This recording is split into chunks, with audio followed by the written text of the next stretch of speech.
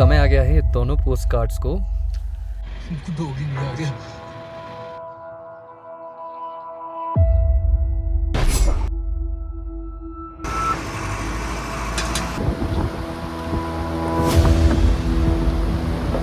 इसकी चढ़ाई वाकई बहुत खड़ी है, बहुत ऊंची है।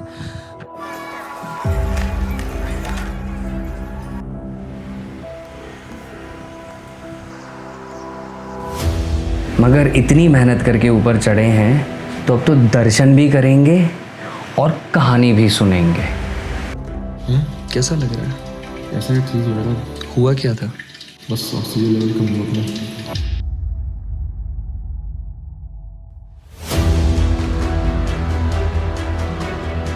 इस रास्ते ने हमें एक अलग ही दुनिया में भेज दिया।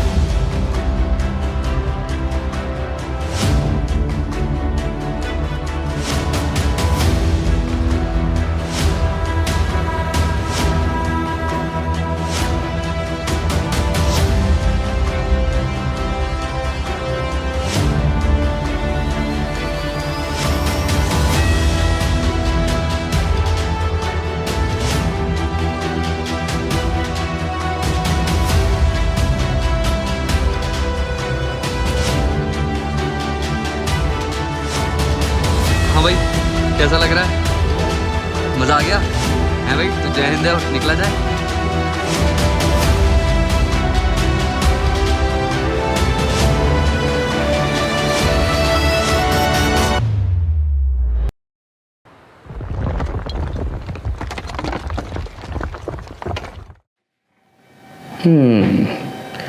बुक्स या मेडिटेशन, मन को शांत करने की प्राकृतिक दवा। हमारा मन ना बहते हुए पानी की तरह है, जिसकी सतह पर चाहे जितनी उथल पुथल मची हुई हो, उसकी गहराई में जाके उतनी ही शांति होती है। अब दुनिया की इस भाग दौड़ में अपने मन को शांत या काबू कैसे किया जाए, इस सवाल का जवाब कोई इंसान तो नहीं दे सकता। तो सोचा कि अपने देवताओं से ही पूछ लिया जाए। तो मैं निकल पड़ा भारत की देवभूमि हिमाचल प्रदेश की ओर।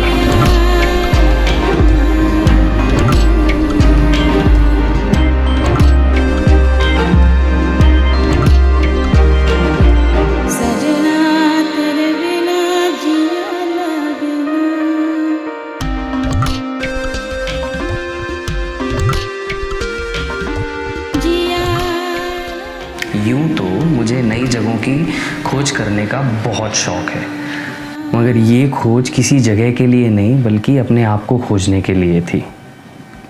क्योंकि शायद मंजिल इसकी आसान हो सकती थी, मगर सफ़र काफ़ी मुश्किल था।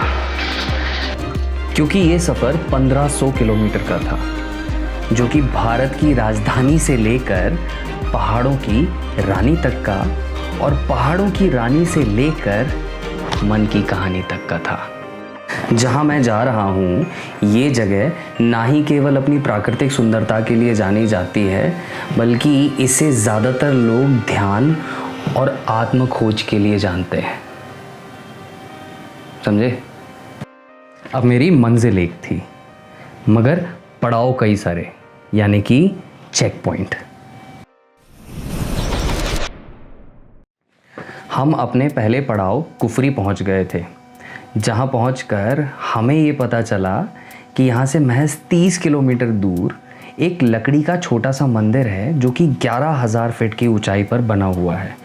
और तो और इसका उल्लेख महाभारत में भी किया गया है। और सोने पे सुहागा, यहाँ से अगर लकी हुए तो आपको श्रीखंड महादेव श्रृंखला भी नज़र आ सकती है। और हम निकल पड़े इस जगह को देखने के लिए। भाई देखो, यहाँ पहुँचने के 2 रास्ते हैं, और यकीन मानो ये दोनों ही रास्ते आसान नहीं हैं। अब इन टेढ़े मेढ़े रास्तों से गुज़रते हुए ना हमारा डर बढ़ता जा रहा था, क्योंकि हम जब पहाड़ों के ऊपर देख रहे थे, हमने देखा कि वहाँ पे ना बादल छा रहे हैं और मौसम ख़राब होता जा रहा है। मगर इतनी मेहनत करके ऊपर चढ़े हैं तो अब तो दर्शन भी करेंगे और कहानी भी सुनेंगे। ऊपर पहुंचते ही धूप का प्रकोप अपनी उफान पे था, मगर हवा में ठंड थी। मन ही मन लग रहा था कि बादल छट जाते तो हमें श्रीखंड महादेव श्रृंखला के भी दर्शन हो जाते।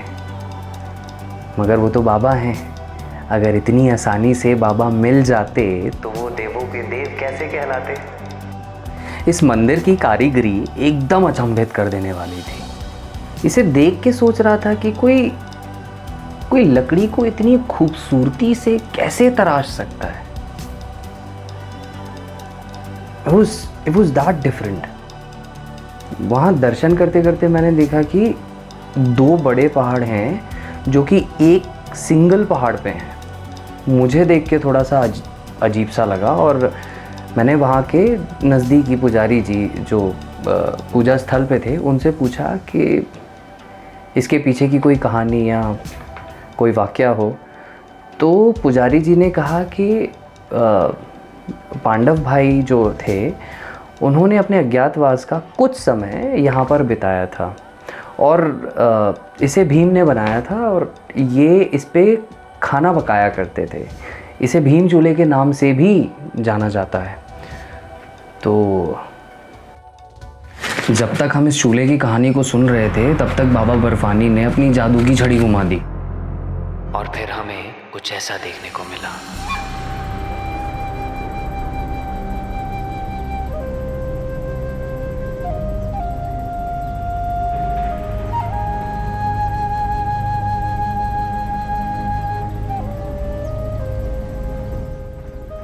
स्नोफॉल के मजे, वो भी कड़कती हुई धूप में। ऐसा हो सकता है क्या?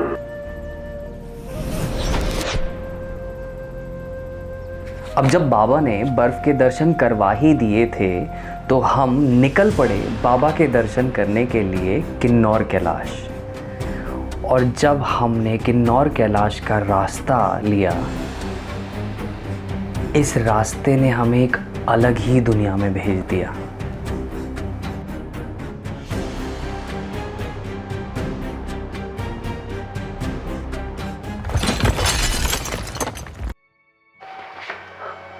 अरे ये वाला नहीं यार,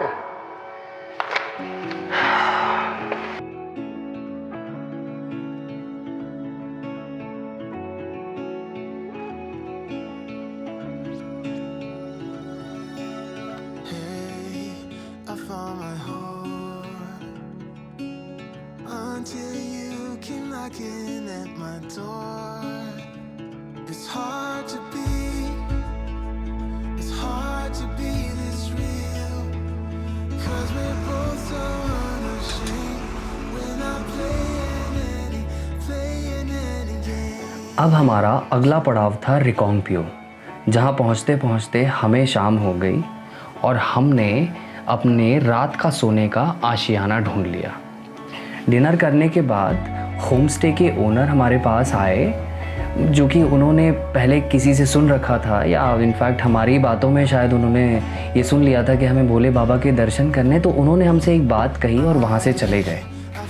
वो बात सुन के हमें बड़ा अजीब लगा, समझ में नहीं आ रहा था कि क्या करें। तो हमने उनकी बात सुन ली। अंकल ने कहा कि अगर आपको शंभू के दर्शन करने हैं तो सूर्योदय से पहले उठ के उनका इंतज़ार करना होगा।